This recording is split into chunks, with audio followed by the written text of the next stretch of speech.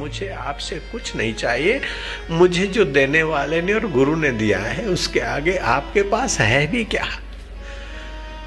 आपके पास मकान होगा, दुकान होगा, रुपए होंगे, हाड़ मांस का शरीर होगा, और आपके पास क्या होगा? मरने वाला शरीर, धोखा देने वाला मन, मिटने वाली संपत्ति होगी। मुझे मेरे गुरुदेव ने और मेरे यार ने जो दिया है मैं जानता हूं, और मैं चाहता हूं कि आपको भी वो मेरे यार का खजाना के तरफ ले चलूं। बस ओम नारायण नारायण। तो आप ऐसा आग्रह न करो कि बापू हमारे बीच इसी शरीर से आए। हम ऐसी जगह पे हैं कि इस शरीर के बिना भी हम आपसे अलग नहीं हो सकते। उस जगह को हम जानते हैं। हम आपके हृदय में बैठकर कुछ कह सकते हैं, हम जानते हैं। हम आपके साथ जहां तहां, एक साथ, कईयों के साथ, लाखों लोगों के साथ, हमारे राम की कृपा से, हमारे प्रभु की कृपा से हम आपके साथ हो सकते हैं। इसलिए आप ये आग्रह नहीं करना करे बापू जी अभी हमारे सामने नहीं है, सामने आ जाए। ये आप, मेरे को बहुत तकलीफ होती है, आप खींच लेते शरीर से, मेरे को असुविधा होती। हो नारायण नारायण।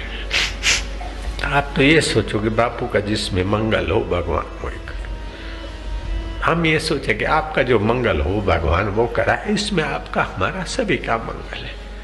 आप मन चाह मेरे से करवाओ, आपका इतना मंगल नहीं है। मैं अपना मन चाह आपसे करवाऊं, मेरा इसमें मंगल नहीं है। निष्काम कर्म को निष्काम तब माने जब ईश्वर अर्पण बुद्धि से सेवा हो। वाहवाही के लिए सेवा हीरों को नाली में फेंकने जैसा है। कोई नहीं जानता, फिर भी आपका अंतर्यामी तो जानता है कि आप किस निमित्त उपवास कर रहे हैं, किस निमित्त सेवा कर रहे हैं, वो तो जानता है। बस आप अपनी सेवा का प्रदर्शन करके क्यों गुमाओ।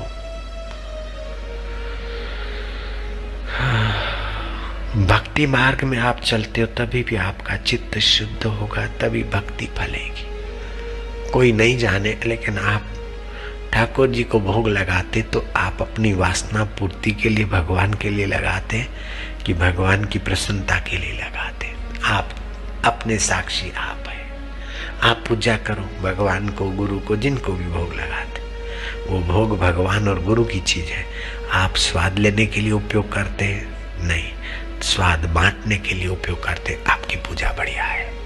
स्वाद की वासना है मुझे खीर खाने की, रबड़ी खाने की, फलाना खाने की।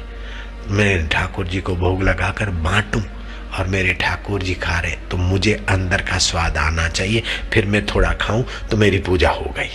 वासना मिटाने के रास्ते का काम हो गया ठाकुर जी को निमित्त बनाकर। लेकिन ठाकुर जी के नाम पर मैं खा खा के चोबे जी बन गया तो मैं पुजारी की जगह पर भी अपना नरक का रास्ता बना रहा हूं। भगवान के पास में होते हुए भी अपने जीव का दास हूं, तो फिर वो चटोरेपन की वासना पूरी हो ऐसा मुझे शरीर मिलेगा। लेकिन ये बीमारियां या दुख आप ऐसा न समझना कि पाप का फल है, ईश्वर की कृपा से भी आता है।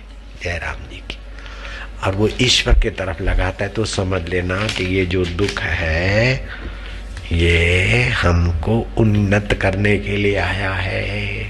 सुख है तो उसको बांटकर हमको उन्नत करने के लिए आया है। सुख अगर विकारों में गिराता है और दुख अगर और पाप में गिराता है तो समझना कि पाप का फल है।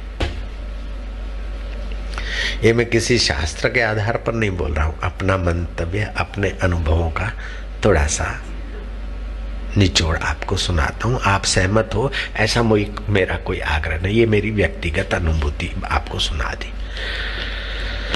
नारायण नारायण नारायण नारायण नारायण।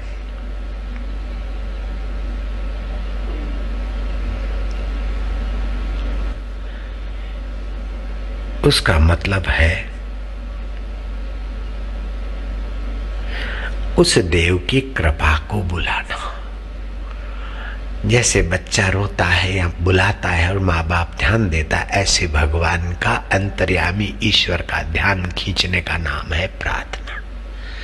उस प्रार्थना से, अभी रामतीर्थ नहीं, मैं अपना मिला रहा हूं, उस प्रार्थना से आप संसार की इच्छा पूरी भी कर सकते हैं, संसार के दुख बाधाएं मिटा भी सकते हैं और संसार में प्रगति भी कर सकते हैं। लेकिन उन प्रार्थनाओं से आप अपनी इच्छा वासना मिटाकर परमात्मा को भी पा सकते हैं। प्रार्थना जो तुमको जैसी करनी हो, तुम स्वतंत्र हो गए। मुझे